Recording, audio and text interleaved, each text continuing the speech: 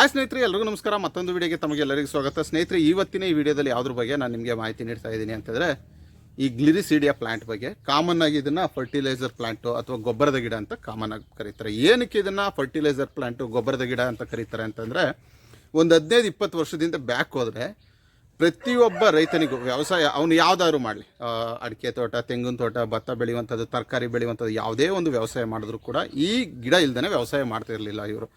ಏನು ಈಗ ಮೂಟೆಗಟ್ಟಲೆ ಈ NPK ಯೂರಿಯಾ ಕಾಂಪ್ಲೆಕ್ಸ್ ಅಂತ ಸಿಗ್ತಾ ಇದೆಯಲ್ಲ, ಅಷ್ಟು ಪೌಷ್ಟಿಕಾಂಶಗಳನ್ನ ಇದಿರ್ತಿತ್ತು. ಎಲ್ಲ ಈಗ ಭತ್ತ ನಾಟಿ ಮಾಡೋಕ್ಕೆ ಇನ್ನೊಂದು 15-20 ದಿನ ಇರಬೇಕಾದ್ರೆ ಜಮೀನುಗಳಲ್ಲಿ ಇದರ ಎಲೆಗಳನ್ನೆಲ್ಲ ಕಟ್ ಮಾಡಿ ಹಾಕ್ತಾಯಿದ್ರು. ತೆಂಗಿನ ತೋಟದಲ್ಲಿ ತೆಂಗಿನ ಮರ ಸುತ್ತ ಹಾಕ್ತಾಯಿದ್ರು, ಅಡಿಕೆ ತೋಟದಲ್ಲಿ ಅಡಿಕೆ ಮರದ ಸುತ್ತ ಹಾಕ್ತಾಯಿದ್ರು. ಬಟ್ ಈಗ ಒಂದು ಸ್ವಲ್ಪ ದಿನಗಳಿಂದ ಈ ಚೀಲಗಳಲ್ಲಿ NPK ಫರ್ಟಿಲೈಸರ್ಸು ಸಿಕ್ಕಿದ ಮೇಲೆ ಈ ಗಿಡನ ಮರೆಯೋಕ್ಕೆ ಸ್ಟಾರ್ಟ್ ಮಾಡಿದ್ರು. ಮತ್ತು ಈಗ ಸ್ವಲ್ಪ ಈ ಆರ್ಗ್ಯಾನಿಕ್ ಫಾರ್ಮಿಂಗು, ನ್ಯಾಚುರಲ್ ಫಾರ್ಮಿಂಗು ಎಲ್ಲ ರೈಸ್ ಆದಮೇಲೆ ಮತ್ತೆ ಈ ಗಿಡನ ಬೆಳೆಸೋಕ್ಕೆ ರೈತರು ಇಷ್ಟಪಡ್ತಾ ಇದ್ದಾರೆ. ಸ್ನೇಹಿತರೆ, ಸರಿ, ಈ ಗಿಡನ ಯಾವ ರೀತಿ ಬೆಳೆಸೋದು ಮತ್ತು ಈ ಗಿಡದಲ್ಲಿ ಏನೇನೆಲ್ಲ ಉಪಯೋಗಗಳಿದೆ ಅನ್ನೋದನ್ನ ತಿಳಿಸ್ಕೊಡ್ತಾ ಹೋಗ್ತೀನಿ. ಅದರಲ್ಲಿ ಈ ಗಿಡ ಇದೆಯಲ್ಲ ಸ್ನೇಹಿತರೆ, ಇಷ್ಟು ಉಪಯೋಗ ಆಗುವಂಥ ಮತ್ತೊಂದು ಗಿಡ ಇಲ್ಲ ಅನ್ನೋಂಥ ಹೇಳ್ಬೋದು. ಅಷ್ಟು ಉಪಯೋಗ ಆಗುತ್ತೆ. ಇದೊಂದು ಪ್ಲ್ಯಾಂಟ್ನ ಏನೂ ವೇಸ್ಟ್ ಆಗೋಲ್ಲ. ಸೊ ಅಷ್ಟೊಂದು ಉಪಯೋಗ ಆಗುತ್ತೆ.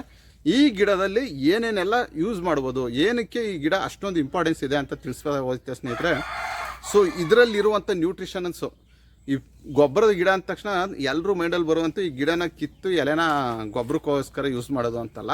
ಸೊ ಇದನ್ನು ಫೀಡಾಗಿ ಕೂಡ ಮೇಕೆಗಳಿಗೆ ಯೂಸ್ ಮಾಡೋದು. ಫಸ್ಟ್ ಇದು ಇಂಪಾರ್ಟೆಂಟಾಗಿ ಇದರ ಎಲೆಗಳನ್ನ ನೀವು ನೆಲಕ್ಕೆ ಹಾಕಿದ್ರೆ ಗೊಬ್ಬರ ಆಗುತ್ತೆ, ನೀವು ಮೇಕೆಗಳಿಗೋ ಕುರಿಗಳಿಗೆ ಹಾಕಿದ್ರೆ ಫೀಡ್ ಆಗುತ್ತೆ. ಸೊ ಅದು ಮೊದಲನೇ ಇಂಪಾರ್ಟೆನ್ಸು. ಈ ಕಡೆ ಫೀಡಾಗಿ ಯೂಸ್ ಮಾಡ್ಬೋದು, ಈ ಕಡೆ ಗೊಬ್ಬರ ಆಗಿ ಕೂಡ ಯೂಸ್ ಮಾಡ್ಬೋದು ಈ ಗಿಡನ.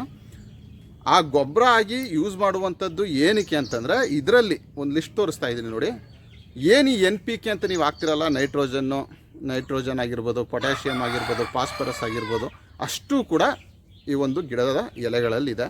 ನೀವು ಈವನ್ ಈ ನೈಟ್ರೋಜನ್ನು, ಫಾಸ್ಫರಸ್ಸು, ಪೊಟ್ಯಾಷ್ ಅನ್ನುವಂಥದ್ದು ಏನು ಈ NPKಗಳಲ್ಲಿ ಇವು 3 ಮಾತ್ರ ಇರುತ್ತೆ. ಬಟ್ ಇದರಲ್ಲಿ ಹೇಗೆ ಕ್ಯಾಲ್ಸಿಯಮ್ ಆಗಿರ್ಬೋದು, ಇನ್ನೂ ತುಂಬ ಥರದ ಈ ಲಿಸ್ಟಲ್ಲಿ ತೋರಿಸ್ತಾ ಇದ್ದೀನಿ ನೋಡಿ.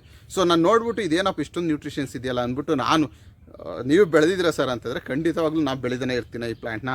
ಸೊ 1-2 ವರ್ಷದಿಂದನೇ ಒಂದಷ್ಟು ಕಡ್ಡಿಗಳನ್ನ ತಂದು ನಟ್ಟು ಈ ರೀತಿ ಬೆಳೆಸಿದ್ದೆ. ಎಗೇನ್ ಕಡ್ಡಿಗಳನ್ನ ತಂದು ನಟ್ತಾ ಇದ್ದೀನಿ, ಅದು ಸರಿಯಾಗಿ ಬರ್ತಾಯಿಲ್ಲ. ಸೊ ಮಾನ್ಸೂನ್ ರೀಸನಲ್ಲಿ ಈ ಗಿಡದ ಕಡ್ಡಿಗಳನ್ನು, ಮಾನ್ಸೂನ್ ಟೈಮ್ ಹಿಂಗಿರುತ್ತಲ್ಲ ಆವಾಗ ಒಂದು 5 ಅಡಿ 6 ಅಡಿ ಉದ್ದ ಇರುವಂಥದ್ದು, ಇಲ್ಲ 3 ಅಡಿ 4 ಅಡಿ ಉದ್ದ, ಒಂದು 2 ಇಂಚು ದಪ್ಪ ಇರುವಂಥ ಕಡ್ಡಿಗಳನ್ನ ನೆಟ್ಟಿದ್ರೆ ನೀವು ಇದು ಬೆಳೆಯಕ್ಕೆ ಸ್ಟಾರ್ಟ್ ಆಗುತ್ತೆ. ಆದರೆ ಈಗ ಮಾನ್ಸೂನ್ ಕಳೀತು ಅಂತಂದರೆ, ಜೂನ್ ಜುಲೈ ಆಗಸ್ಟ್ ಮುಗೀತು ಅಂತಂದರೆ ಇದು ಅಷ್ಟೊಂದು ಚೆನ್ನಾಗಿ ಬರಲ್ಲ. ಮೀನ್ಸ್ ಏನಕ್ಕೆ ಅಂತಂದರೆ ಬಿಸಿಲಿರುತ್ತೆ ಸ್ವಲ್ಪ ಈ ಸ್ಟಿಕ್ಸ್ ಬಂದು ಸ್ವಲ್ಪ ಸೆನ್ಸಿಟಿವ್.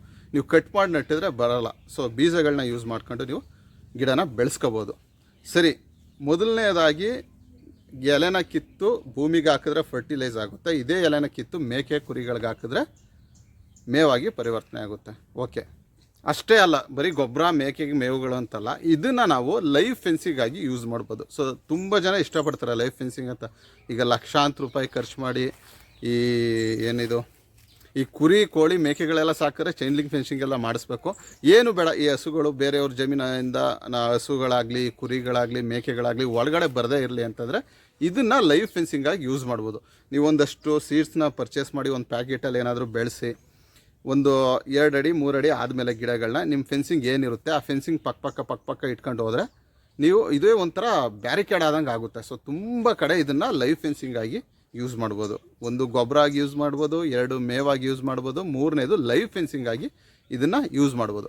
ಈವನ್ ಒಂದಷ್ಟು ಜನ ಏನು ಮಾಡ್ತಾರೆ ಅಂತಂದರೆ, ಈ ಗಿಡಗಳಿರುತ್ತಲ್ಲ, ಈ ಗಿಡನ ಉದ್ದಕ್ಕೆ ತುಂಬ ಸ್ಟ್ರೈಟಾಗಿ ಬೆಳೆಸಿ, ಆ ಕಡೆ ಈ ಕಡೆ ಎಲ್ಲ ನೀಟಾಗಿ ಟ್ರಿಮ್ ಮಾಡಿ ಈ ಗಿಡಗಳನ್ನ ಉದ್ದಕ್ಕೆ ಬೆಳೆಸಿ ಸ್ಟ್ರೈಟಾಗಿ ಅದರಲ್ಲಿ ಈ ಕಪ್ಪು ಮೆಣಸು ಬರುತ್ತಲ್ಲ, ಮೆಣಸನ್ನು ಹಬ್ಬಿಸುವಂಥದ್ದು, ಆಮೇಲೆ ಎಲೆ ಇದನ್ನು ಹಬ್ಬಿಸುವಂಥದ್ದು, ಈ ರೀತಿ ಎಲ್ಲ ಕೂಡ ನಾವು ಇದರಿಂದ ಮಾಡ್ಬೋದು. ಮೀನ್ಸ್ ಈ ಗಿಡದಿಂದ ನಾವು ಯೂಸ್ ಮಾಡ್ಬೋದು.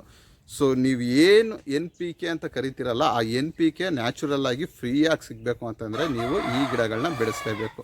ನಾನು ತುಂಬ ಬೆಳೆಸಿದಾಗ ಕಟ್ ಮಾಡಿ ಮೇಕೆಗಳಿಗೆ ಹಾಕ್ಬಿಡ್ತಾ ಇರ್ತೀನಿ. ಆಮೇಲೆ ಚೆನ್ನಾಗಿ ಗ್ರೋತ್ ಆಗುತ್ತೆ. ನೀರು ಚೆನ್ನಾಗಿ ಕೊಡ್ತಾಯಿದ್ರೆ ನೀವು ಕಟ್ ಮಾಡ್ತಿದ್ದಂಗೆ ಬರುತ್ತೆ. 1 ತಿಂಗಳು 1.5 ತಿಂಗಳಿಗೆಲ್ಲ ಮತ್ತೆ ನೀವು ಕಟಾವು ಮಾಡ್ಬೋದು. ಸೊ ಅಷ್ಟು ಫಾಸ್ಟ್ ಗ್ರೋತ್ ಇರುತ್ತೆ.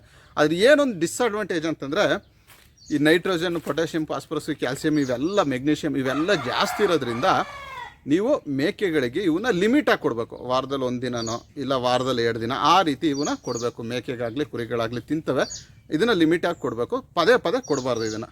ಸೊ ಯಾಕಂದರೆ ತುಂಬ ಕಂಟೆಂಟ್ ಇದ್ರ ಎಲೆನೇ ಬೇರೆ ಎಲ್ಲ ಎಲೆಗಳಿಗಿಂತ ತಿಕ್ಕಾಗಿ ಒಂಥರ ರಿಚ್ ಗ್ರೀನೆಸ್ ಎಷ್ಟಿರುತ್ತೆ ಅಂದರೆ ತುಂಬ ಡಾರ್ಕ್ ಗ್ರೀನ್ ಆಗಿರುತ್ತೆ.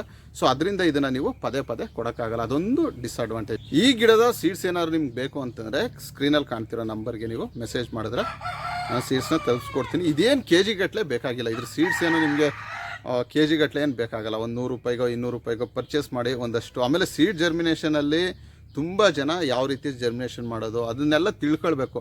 ಈಗ ಸೀಡ್ಸ್ ಒಂದೇ ಪರ್ಚೇಸ್ ಮಾಡಿ ಅಂತ ನಾವು ಹೇಳ್ತಾ ಇಲ್ಲ.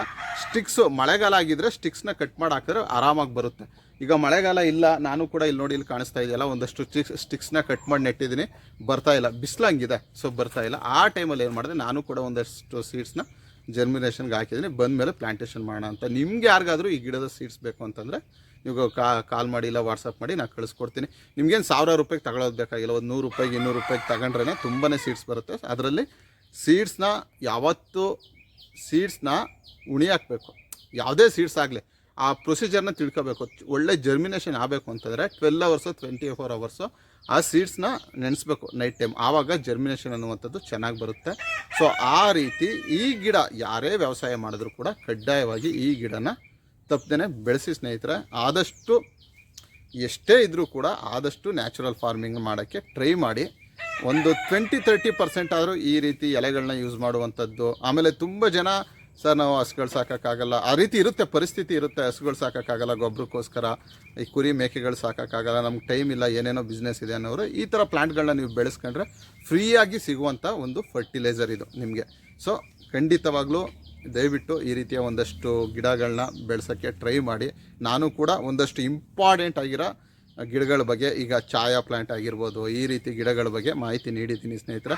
ಸೊ ನಾವು ಕೂಡ ಎಷ್ಟೇ ಒಂದು ಫೇಮಸ್ ಇಲ್ಲ, ಈ ರೀತಿ ಏನು ಸೋಷಿಯಲ್ ಮೀಡಿಯಾದಲ್ಲಿ ತುಂಬ ಆ್ಯಕ್ಟಿವ್ ಆಗಿರೋ ಸೋಷಿಯಲ್ ಮೀಡಿಯಾಗಳಲ್ಲಿ ಅಷ್ಟೊಂದು ಫೇಮಸ್ ಇಲ್ಲ ಅಂತಂದರು. ನಮ್ಮ ವೀಡಿಯೋಸ್ನ ನೋಡಿ ಸಾವಿರಾರು ಜನ ನಮ್ಮ ಹತ್ರ ಸೀಡ್ಸ್ ತಗೊಂಡಿದ್ದಾರೆ, ಸಾವಿರಾರು ಜನ ನಮಗೆ ಕಮೆಂಟ್ ಮಾಡಿದ್ದಾರೆ. ಒಂದೊಂದು ವೀಡಿಯೋನ 1.5 ಲಕ್ಷ 2 ಲಕ್ಷ ಜನ ನೋಡಿದ್ದಾರೆ ಅಂದಾಗ ತುಂಬ ಖುಷಿಯಾಗುತ್ತೆ ಸ್ನೇಹಿತರೆ. ಸೊ ಮುಂದಿನ ವೀಡಿಯೋದಲ್ಲಿ ಇದೇ ಥರ ಯಾವುದಾದ್ರು ಒಂದು ಗಿಡದ ಬಗ್ಗೆ, ಒಂದು ಪ್ಲ್ಯಾಂಟ್ ಬಗ್ಗೆ, ಮೀನ್ಸ್ ಒಂದು ಕೋಳಿ ಬಗ್ಗೆನೋ ಕುರಿ ಬಗ್ಗೆನೋ ಯಾವುದೋ ಒಂದು ಬ್ರೀಡ್ ಬಗ್ಗೆ ಒಂದಷ್ಟು ಮಾಹಿತಿನ ನೀಡ್ತಾ ಮತ್ತೆ ನಾನು ನಿಮ್ಮನ್ನ ಭೇಟಿ ಆಗ್ತೀನಿ ಸ್ನೇಹಿತರೆ. ಅಲ್ಲಿವರೆಗೂ ಥ್ಯಾಂಕ್ ಯು, ಬಾಯ್ ಬಾಯ್.